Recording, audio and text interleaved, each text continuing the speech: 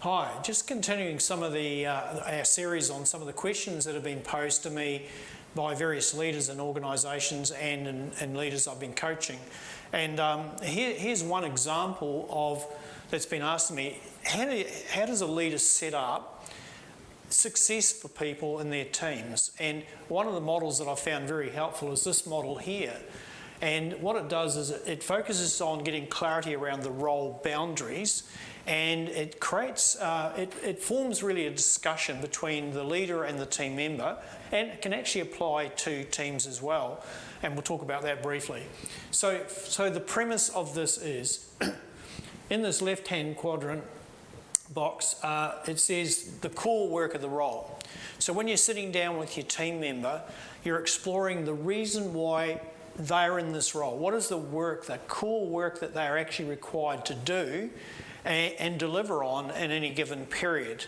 So you get clarity around that. So in this case, I've got something around safety. That would typically have a component of safety into it. It would be the core things, like for example, in this role, they're accountable for the weekly and monthly reports.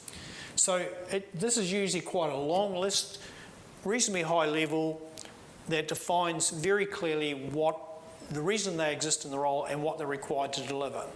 That's a great discussion for a start, because that very seldom ever happens. At best, we give them a role description and expect them to translate that into actual activities. So this is about the activities. Over here, it's escalate. So as the leader, the reason you have this is, what is the specific activities that you want to exercise the right of review? So in this case, you could have a financial limit. So any expense over $1,000, please come to me and we'll talk that through, and then I'll ultimately approve that. I just want to have the right of review. Secondly, it could be, okay, the monthly reports that you're doing as part of your core work actually end up at the board. And as your leader, I want to exercise the right of review to ensure that we've got the right wording and the right context, we validate our data, etc. We'll have a conversation about that. Probably it's never going to be more than a conversation, and I rubber stamp that, and then we have it ready for the board. On this side, we talk about the negotiable activities. So these are the just-in-time situations where something comes up, the team member can come to you and know the types of things that you will sit down, listen to what they have to say, evaluate the situation in the context of the work, and then make a decision. So one example I've put here could be special leave. A team member comes along, says, I've got a situation, I need to take 2 days off to address and get it out of the way because it's impacting on my effectiveness at work. However, I know there are 2 team members already off on leave, and I know that we only have 2 off at any one time, but this is a really special situation. Can you approve this leave? And so within some context and boundaries for that situation, you'll be able to approve that and get them out. So it could be that, in fact, you talk about that with the team and say, look, I need to let Frank off for a few days. You don't need to know the detail, but we'll just have to pull together as a team to help cover this. And it sends good signals. It says, I'm approachable, I listen, and where I can, I will try and address these issues as a just-in-time negotiation.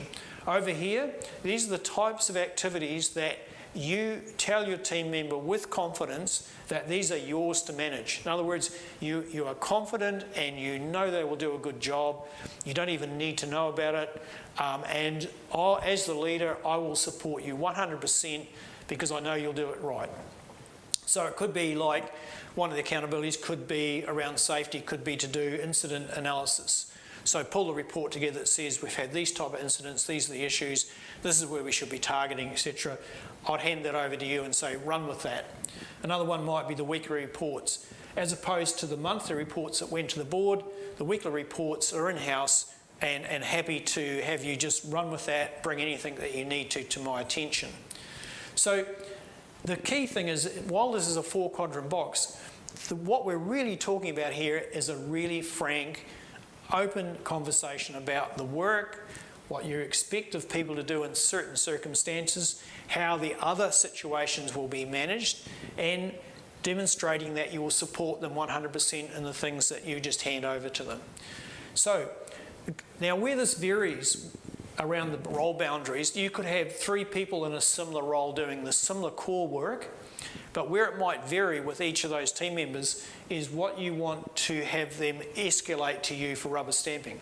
So if someone's been in the role for a long period of time, has demonstrated a lot of experience, effective decision making, you might have less on this list here with that individual versus someone who's very new to the role and is still developing that. That's your exercising, your monitoring and having that right of review. So this will flex from role to role, but where they're doing similar work, that would be one example. The other thing would be in that experienced person, this list would probably be a lot longer because they've had more time and built that knowledge base up to exercise what they will manage. So I hope you get the intent of that. I'll probably touch on this again when I talk about the micromanaging bosses, because I think it will help explain that situation really well. All right, we'll look forward to catching up with you in the next videos.